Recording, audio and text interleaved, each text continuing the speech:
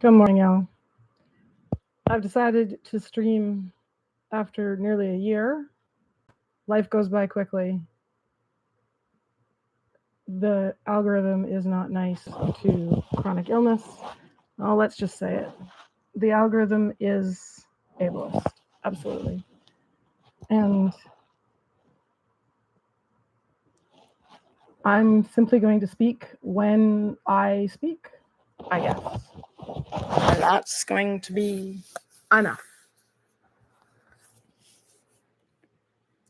Today is Truth and Reconciliation Day in Canada, and I am sitting on my bed getting ready to go and getting people out the door, my family, and there's my pillows, and that's my real world of being someone with a chronic illness who works hard and does the stuff I do.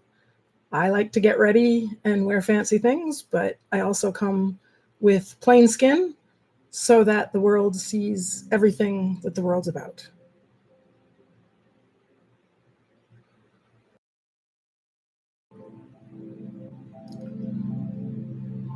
So let's read for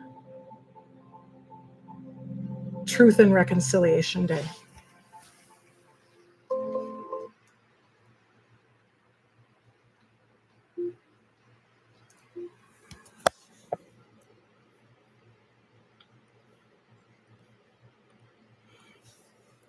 A couple of years ago,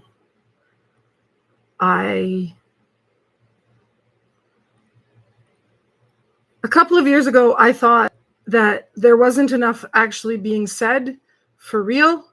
We have a world here that likes to speak information about reconciliation and information for those who are Indigenous, as the preferred word is in Canada now. Those who are Native, the US, I believe, still uses that word lots.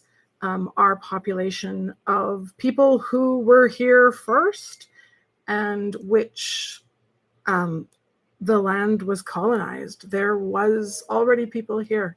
So today I'd like to read a poem that I wrote in 2022. It is marked as 2002, but I didn't write it all those years ago. I only wrote it a couple of years ago. It's interesting. Documentation gets lost, doesn't it? So know that it was written only a couple of years ago in the summer. This woman wears red. Today the trail called my feet. I threw off my shoes and I let the earth between my toes. The sun tore my back. Orange streaks of burn down my spine. My hand tired from climbing. But when I hit the trail, my feet felt the earth and the soil took me there, the warm, wrapped in cool, when I tucked my toes and gripped the earth. This woman wears red and strips off the dress, girded her loins with the torn fabric and binds her breasts. This woman shoulders her bow and her quiver of words and asks forgiveness for her feet. Removed from the soil, she was enslaved to the soil she stole. Colonizer and squaw, I root my feet in the only thing I know.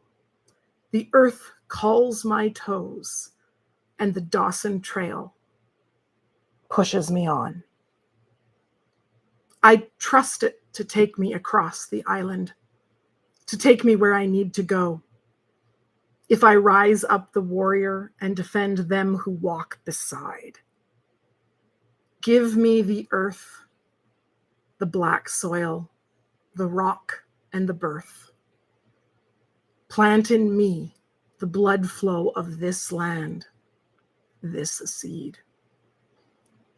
Let it burst forth in words that heal me as much as they heal you when I say them. Let me be a story keeper. The words stripped bare of the oil that made me a storyteller. Let me give my blood, my bone, my breast. Let me spill my milk upon the earth and her milk upon the sky, and let the soil take me where I need to go. I feel the creeping cold in my hands, the dull, numb in my toes.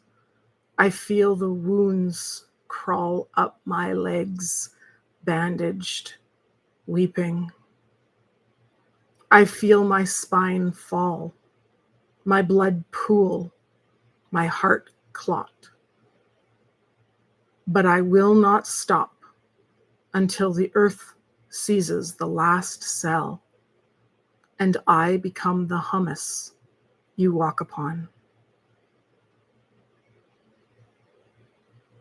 Thank you for listening.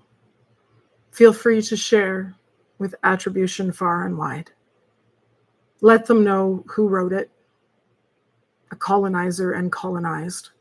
3 solitudes trapped between being white, being red, and being brown.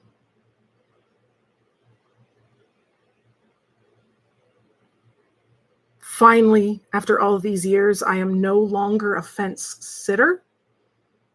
I am a gate stander. I am a gate bouncer. I will not gatekeep. I will stand upon the fence only so that I can see the fields of cow shit that other people have created, and I can get up ground. I am not looking to be someone who is on the high road.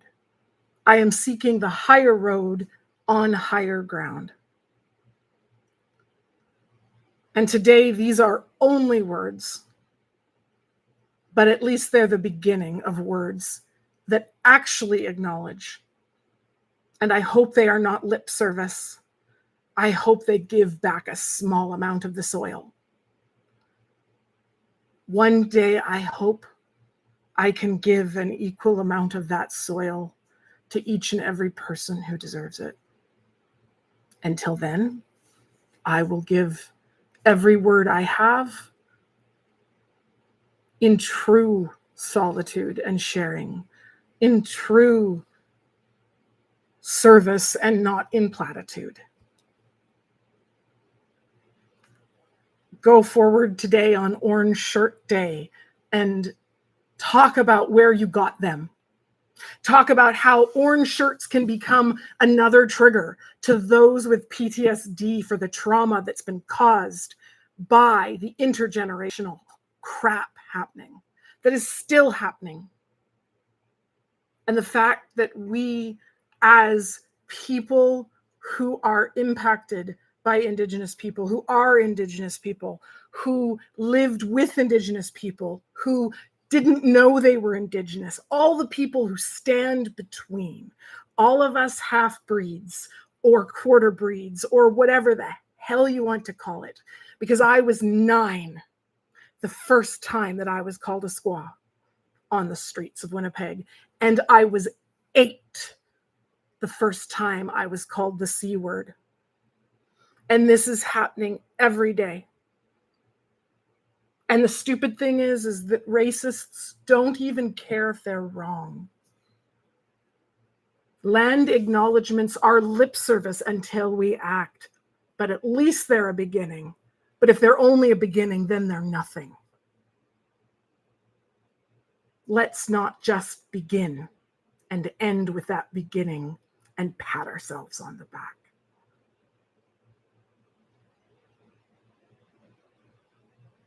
I lived in near daily fear in Winnipeg that I would be killed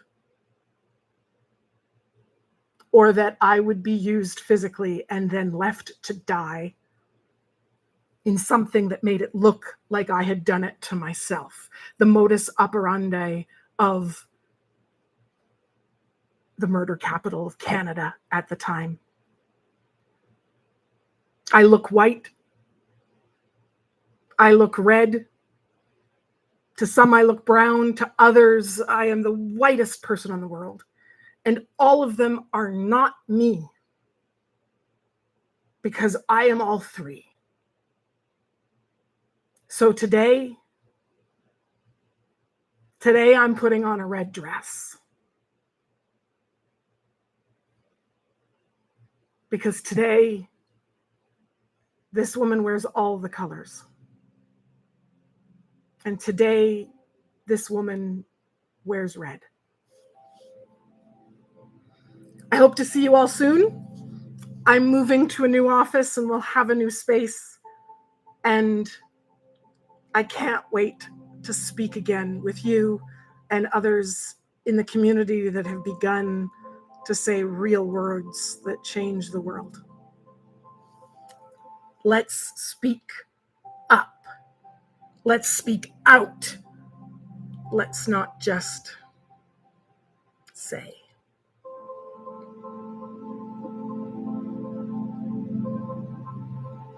Go in health. Talk soon.